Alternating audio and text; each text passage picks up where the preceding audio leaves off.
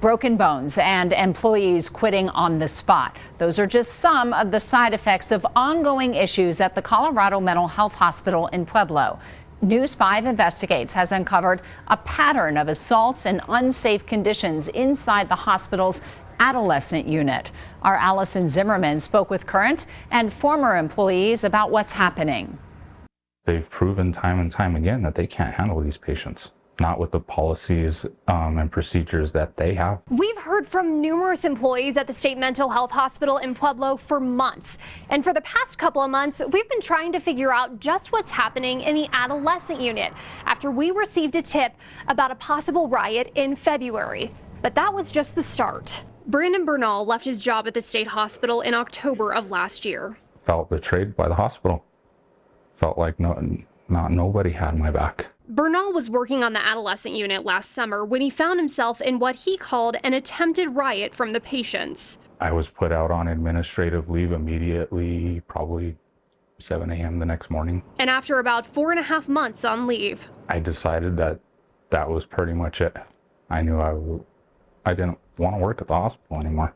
After he quit, he learned he was facing criminal charges related to the incident, misdemeanor assault and 2 counts of misdemeanor child abuse. The charges were later dropped. So I'm hoping, the DA sees what's going on at the hospital and sees, that this hospital cannot handle the adolescent unit with the policies and with the people that they have in place. News 5 Investigates has learned of at least 3 incidents on the adolescent unit just this year. Hospital police records show patient-to-staff assaults on the unit February 17th, March 1st, and March 16th. But when you heard about these riots that happened, what went through your head? Anger, because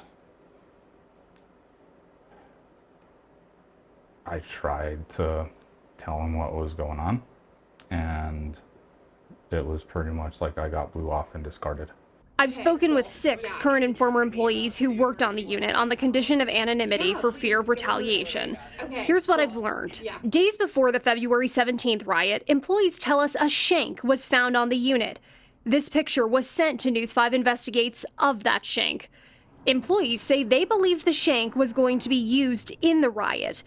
They say that February case led to patients storming the nursing station. Sources told News 5 Investigates several employees quit. But that's not the whole story. We requested resignation letters from the hospital and only found 1 state employee who left. The key issue? The hospital is operating with dozens of contract employees whose records are not public. But receiving those records prompted hospital CEO Jill Marshall to alert all employees that possible negative media coverage was coming. This was 2 weeks after the incident. She even offered mental health services to any employees needing support and said hospital leadership is always here to support you. Did you feel supported? Absolutely not. Never have. This is an employee who worked on the unit during one of the riots. We are hiding their identity.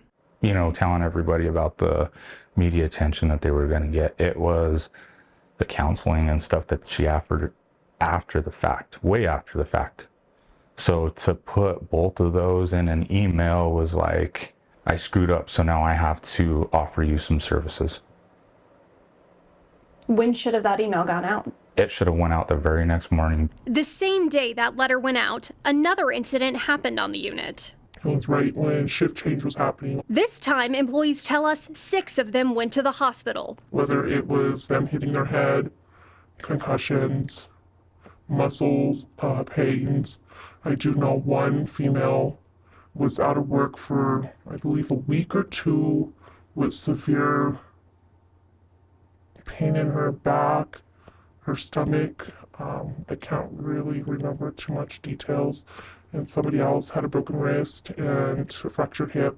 At one point, sources tell us a patient got a hold of a pen and pointed it at an employee. A regular sized pen, and I guess he pulled it out and he had it by her face. 2 weeks later, police records show another assault on the unit between a patient and an employee. I reached out to the Department of Human Services to try and get some answers. The department said it could not grant an on-camera interview because of HIPAA and also cited a law about employee confidentiality. But they did send a lengthy statement about the incidents, including a list of environmental modifications it was making on the unit, like relocating a medication window, improving lighting, replacing doors, and adding tables to foster group activities. Does it make it safer? It makes it more dangerous. Staff got hit with those tables. The patients jump on those tables. The patients use those tables to jump back and forth and try to dodge staff members.